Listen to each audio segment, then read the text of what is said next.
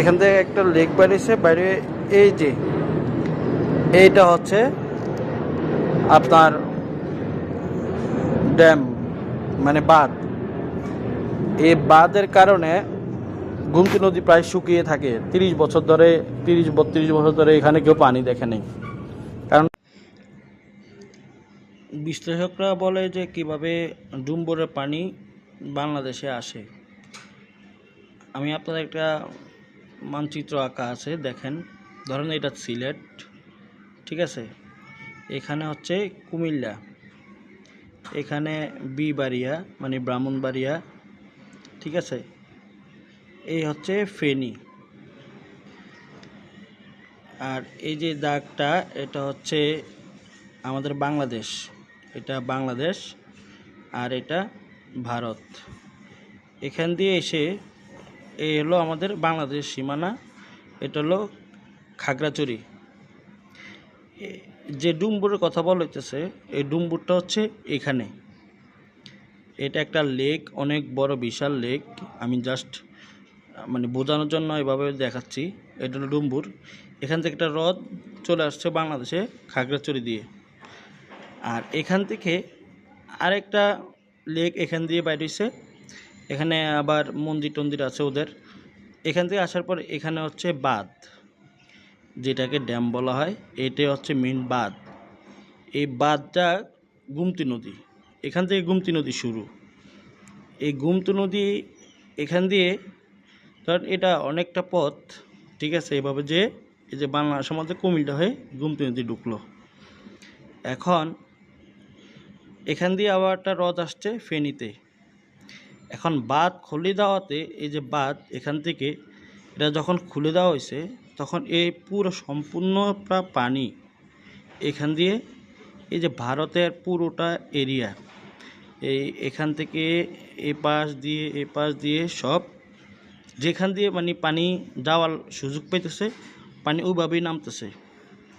যার কারণে ডুম্বুর লেকটা খাগড়াছড়ি আর ফেনীতে মোটামুটি কাছাকাছি ডুম্বুর, যার কারণে এদিকে পানিটার চাপটা একটু বেশি, অতিরিক্ত।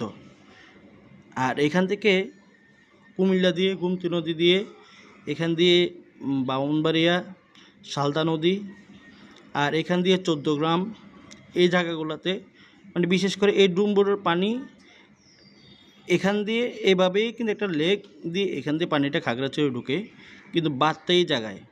এখান থেকে এই পুরোটা এলাকায় পানি প্রথমে যেখান দিয়ে পানি নামার সুযোগ পাইছে ওদিকে নামছে, নাইমা সারা বাংলাদেশে পানি ঢোকা শুরু করছে। কুমিল্লা, ফেনী, খাগড়াছড়ি, চট্টগ্রাম তো আরও নিচে, ঠিক আছে। তবে খাগড়াছড়ি, বিশেষ করে খাগড়াছড়ি, ফেনী, কুমিল্লা, ব্রাহ্মণবাড়ি, এখান থেকে আবার এই পানিগুলো নামে আবার নোয়াখালীর দিকে যাচ্ছে। এখানে হলো নোয়াখালী, লক্ষ্মীপুর, পানিগুলো সব নামা শুরু করছে এদিকে। এখান দিয়ে হয়ে তারা বঙ্গোপসাগরে নামবে।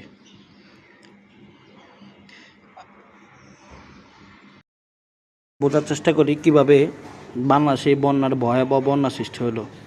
এটা হচ্ছে বাংলাদেশ সীমানা, কালো দাগগুলা কুমিল্লা, ফেনী, খাগড়াছড়ি, রাঙ্গামাটি, চট্টগ্রাম, নোয়াখালী দেখতেছেন। এই যে বাংলাদেশ সীমানা, খাগড়াছড়ি সীমান্ত দিয়ে একটু ভিতরেই ডুম্বুর যে হ্রদ, এটা মোটামুটি খাগড়াছড়ির বর্ডারের পাশেই। ওখান থেকে একটা হ্রদ ঢুকছে খাগড়াছড়িতে, এই যে খাগড়াছড়ি। এই ডুম্বুর থেকে আরেকটা হ্রদ গেছে আপনার কুমিল্লাতে, আর একটা আসছে ফেনীতে। এই হ্রদ থেকে কুমিল্লা যেটা আসছে সেটার নাম হলো গোমতী নদী বলে। এই হচ্ছে গোমতী নদী। গোমতী নদী সোনামুড়া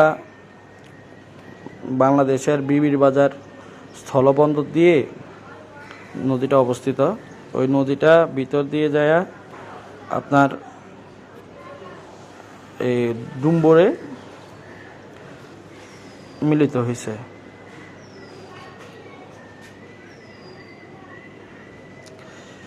আপনাদেরকে কিছুটা টেনে বোঝার চেষ্টা করাইতেছি যে যেন আপনারা বুঝতে পারেন। এখান থেকে রডটা, এখান থেকে আবার ফেনীতে একটা রড গেছে, সেটা ফেনীতে। ওই এলাকাটা একটু উঁচু পাহাড়ি এলাকা তো, আর আমাদের বাংলাদেশ হচ্ছে মানে পাহাড়, যেখানে ভারত শেষ, মাটি হচ্ছে বাংলাদেশের। মানে বাংলাদেশ ভাগ হওয়ার সিস্টেমটা এমন হয়েছে যে পাহাড় নিয়ে গেছে ভারত, আর মাটি হচ্ছে আমাদের। আপনাদেরকে স্যাটেলাইটের একটা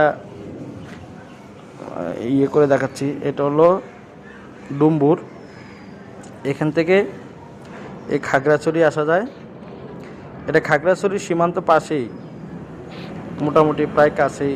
খাগড়াছড়িতে তাড়াতাড়ি যাওয়া যায়, কিন্তু এই রথটা এখান থেকে একটা লেক বেরিয়েছে, বাইরে এই যে এইটা হচ্ছে আপনার ড্যাম, মানে বাঁধ। এই বাঁধের কারণে গোমতী নদী প্রায় শুকিয়ে থাকে 30-32 বছর ধরে এখানে কেউ পানি দেখে নেই, কারণ ওই বাঁধের কারণে এখানে পানি আর আসে না। এখানে যা টুকটাক বৃষ্টি হয় বা যা পানি জমে, মানে মোটামুটি পানি আসে। বৃষ্টি হইলে পানি আসতো, কিন্তু এখন নর্মালি খুব পানি কমে আসতো। এখন বর্তমানে এই পানিটা ছাড়াতে, এই যে গোমতী নদীটা, এখান থেকে এগুলো কিন্তু পুরোটা পাহাড়গুলো ভারত নিয়ে গেছে, আর সীমানা ভাগ করছে, মাটিগুলো আমাদের আর পাহাড়গুলো ওদের। এখন পাহাড়ের পানি তো আটকে রাখা যায় না। যখন তারা বাঁধ খুলে দিছে, এ পানি পাহাড় ভেঙে মানে যেভাবে পারতেছে সেভাবে নামতেছে, ফেনী দিয়ে, খাগড়াছড়ি দিয়ে, আর হচ্ছে কুমিল্লা দিয়ে। তো ফেনীটা কাছে, কুমিল্লাটা একটু মানে অনেকটা ঘুরে যেতে হয় কুমিল্লা যেতে হলে, কিন্তু ফেনীটা ওদের কাছে। যার কারণে ফেনী একটু নিচু তো, পাহাড়ের নিচে, যার কারণে পাহাড়ের মাটিটা ডাইরেক্ট ফেনীতে নামতে পারে। এই কারণে এখান থেকে ফেনী, লক্ষ্মীপুর, চাঁদপুর, নোয়াখালী, মানে এই পানিগুলো এখান থেকে আবার সাগরে যাবে, কারণ আস্তে আস্তে নিচুর দিকে নামবে। কিন্তু যে ভয়াবহতা নিয়ে যাবে, সেটা আমাদের চিন্তারও বাইরে।